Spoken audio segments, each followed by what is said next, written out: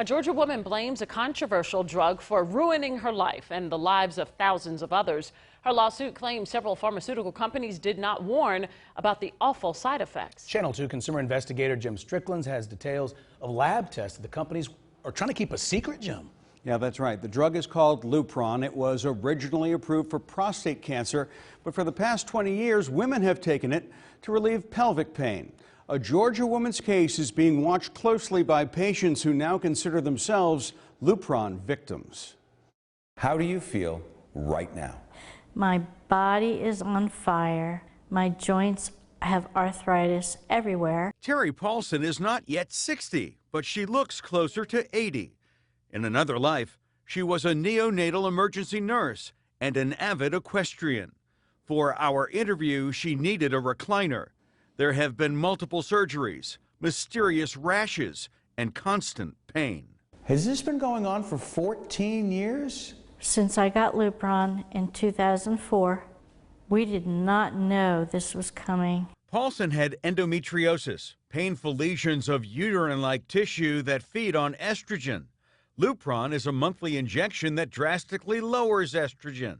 Paulson had only 2 shots. This drug needs to have a black box warning on it because I know what it did to me. At the time, the Lupron label cautioned about a loss of bone density, but for a period of up to 6 months, this bone loss should not be clinically significant. The current label drops that claim. Her immune system began to attack her own bones. Dr. Alan Levin is an immunologist with 50 years' experience, including consulting with the FDA.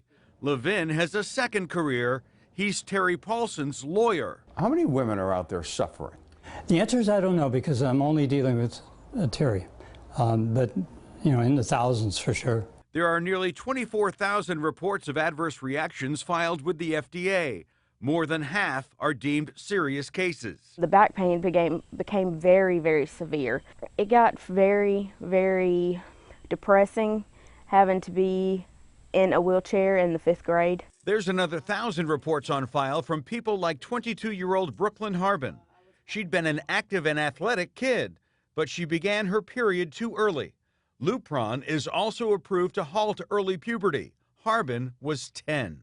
I feel that Lupron or any of the similar types of medications should never be used in someone under the age of 21. Gynecologist Ken Sonervo specializes in endometriosis surgery. He's prescribed Lupron only once in his career after seeing too many women suffering a myriad of side effects. Does the FDA not know of these other side effects? Well, I'm not sure exactly what the FDA knows. In a statement, Lupron maker AbbVie told us that they give the FDA new safety information on an ongoing basis to ensure that our label contains accurate and up-to-date information.